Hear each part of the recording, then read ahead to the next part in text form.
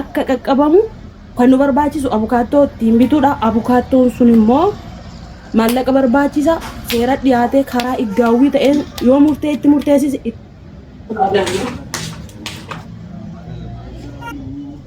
warra isa rukutuuf dhaqee jechuudha. Warra isa gaafachuu dhaqee rukutanii baasuu dhufan akka tamma jette kanatti maallaqaan baasuu dhufan jedhanii itti naanna'anii rukutanii kan buusise poolisiidha. Dhimmichi baay'ee duuba isaa waan baay'ee jira laa waan xaxaa jira akkasitti salphiftanii sirra haasofnu kana miti. Kanaa jennaan akkasin jettan maallaqa kafallee maallaqaan namni tokko isa baasuus hin danda'u ittis hin hirmaannu nuti. Okay? Kanarraan kana fi abbaan gargaartan karaa fayyaa qajeelaa karaa garaa qajeelaatiin isa namaa oo'u waliin oo'u gargaara. Namoonni seera beekanii fi seera keessa hojjetan waan hundumaan itti dhaatamee waan hundumarra waan geenyeef gabbaanii gargaarsa sin gaafannee mucicha bira dhaabbadhaa jenne akka nama tokkootti malee cal jennee mitirra deebi'e waan isitti mobilaa. Kana seerittiin biyyattii maaliin bulti sun nu laallatu. Namni kana godhe kana qaxxaamaa sun nu laallatu. Keezii abbaatu faayilatti banata kasasaa fi kasafamaa wal duraa duuba dhaabatee waliin muggutata. Mucicha afaan waan hin beekneef dirqama immoo qabaqaan isa barbaachisa. Nuyi kan nurraa eegamu qofa goona kan isarraa eegamu kan nuyi hin dandeenye waaqayyotu godha kan seera laallatu immoo seeratu xumura. Kanarraan kan hafe gaaffii gara biraa fi qeeqa kabraa otoo dhiifnee gaarii dhedhee yaada. Yoo isin tole gargaara yoo isin ittiin tole callisaa. Gatii hojii ishee hawwiidhuma argata waaqayyorraa. Amminaaf yoo gootes amminuma facaasee ammina naammadha. Ammina waan nama facaaseef qajeelina waaqa naaf hinaamu. Waajinis ammina waan facaaseef qajeelina isaaf hinaamu. Waan facaase waajii taammata. Waan facaafte hawwii taammata. Waan facaase awwalee taammata. Waan facaase biliyaaluma taammata. Abbaanuma abdullootaatu haammata. Okay? Kanaaf hojii namni hojjetuuf waaqayyo wal dhiisa yeroo tokko. Gahee hojii keenyaan arganna waan ta'eef bissiidhaan haammanna waan ta'eef dachaa hammata namni callee nu hammatu waan ta'eef. Kana jechuun barbaadeen gooftaan sanaa eebbisu yaadicha akkasii isa kana keessaa bahaatii isa atamma jettu sodaallee ati qabdu sirriidha. Yaada ati qabde sirriidha namni kan biraas qabu sirriidha garuu sodaan sun baay'eensaa akka jirutti ta'ee amma kana waan sodaachisus immoo hin qabu. Irra gahamee ijaanis argamee ilaalameera dubbatameera dhaqamee gaafatameera namni isa gaafachuu dhaqeeyyuu immoo dhaanameera reebameera iyyuu qabeenya ofiiyyuutti dhabeera. Namoonni kana godhan immoo of course seerriin barbaada dirqama.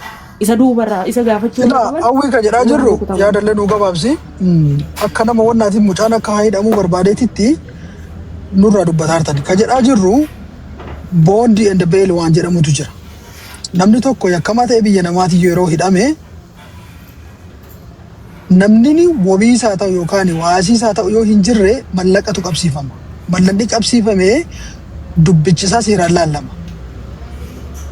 Parsenii nama maatii achii qabu yoo ta'e fira isaa yoo ta'e nama mana qabu yoo ta'e seeraafotti fudhatama qaba wabiin sun.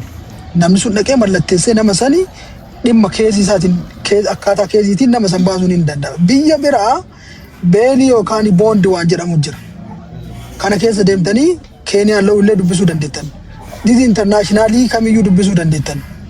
Mallatni suni gubboo poolisii kennuu doon taane iddoo seeraatti qabsiifame namni suni achii bahee dhimmi isaa laallama dhimma sanirraa bilisa yoo ta'e mallatni isaan deebaa fi yookaan waan seerri isaa dabuuni adabamaa siin jedhaa jirra malee gubboo siin jedhaan jirru kana hubadhu warra sirri jirtan. Kanumaaf nus kan barbaadne argattan yoo dandeessan gargaara yookaan nuuf galcha galatooma እና ወሪ አክማለ ቢሎ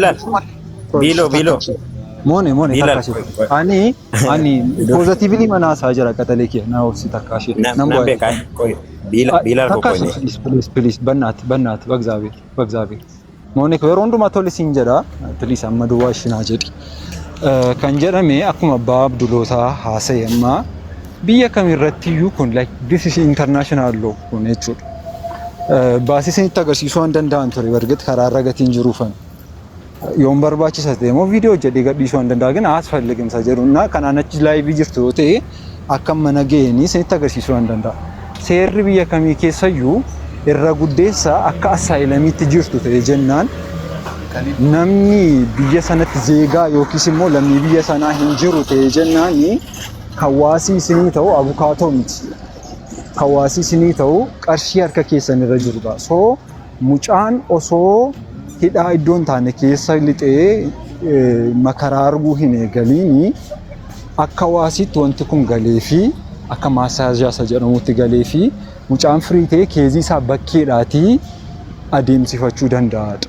Kana seera baasii intinaa baasii ምናምን አያስፈልግም kun beekamaadhas gatii ta'e jechuudha.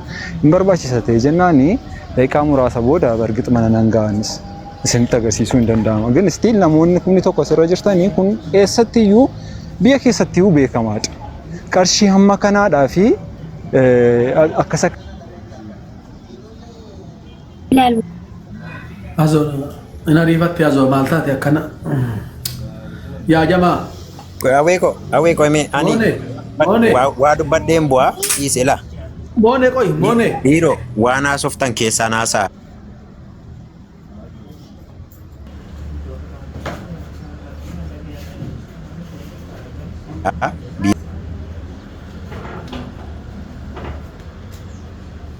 Mootii kokeetis.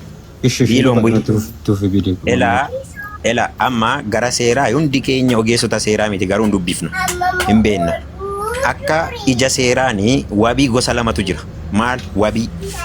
Wabii namaaf wabii qarshii. Nam tokko qarshii wabii nama isaaf ta'u yoo dhabee qarshii wabii waammataa. Qarshii jechuun qarshii qabsiisa. Qarshii sana qabsiisee bakkee taa'ee dhaddacha deddeebi'uu danda'a. Yoo namtichi bilisa ba'e qarshiinsaa hin deebi'aaf. Yoo namtichatti murtaa'es qarshiinsaa hin deebi'a, namtichi immoo murtoo fudhata. Kun wabii qarshii jedhama. Inni biraan immoo wabii namaadha. Nam tokko nama wabii waammataa. Wabii nama waammatee bakkee taa'eerree koortii isaa deddeebi'uu hin danda'a. Yoo namtichi bilisa ba'e wabii namicha sanarraa ka'a. Yoo namichatti murtaa'e immoo wabii sanatu qabamee bakka isaa adabama hidhaasaa ta'u birrisaa ta'u. Yoo immoo namichi wabii waame suni badee namicha wabii ta'e sanatu bakka namichaatti gaafatama. Qarshii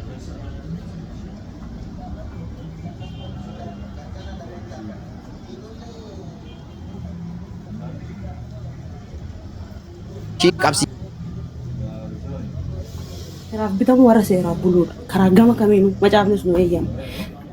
Otoo hin argine amma laa rakkoon beektaa ati yeroo ta'eef achi jiraadheetta. Saatuma ammaa kana immoo informationii achi argannee fi namoota achi jiran namoota isa arganirraa waan fudhanne kaleessa waan dubbanneen as baane mucaan kun gargaaramuu qabaa innee dhufne malee akkatis ta'ee namni kabiraa jedhe nuyi yookiin namni kabiraa maallaqatti walitti qabnee nyaachuuf miti. Ani yeroo baay'ee waan inni dhaga'amu amantoota tokko tokkorraa dhiifamallee naa godhati gaafa namoonni rakkatan nuyi gargaarsaaf gadi baanee dubbannu akka waan namni dhuunfaa wayi. Maallaqa kana nyaachuudhaaf ta'u an biyya Dubaay keessa jira hojjedheen argadha waaqayyoof galannaa ta'u. Waajeen biyya Irooppii keessa jira hojjetee argata. Kanas immoo kan sochoosaa jiru gareedhaan malee calli jennee nama tokko nama dhuunfaa nama lamaa miti. Wanti kun kan inni ta'u jechuudha.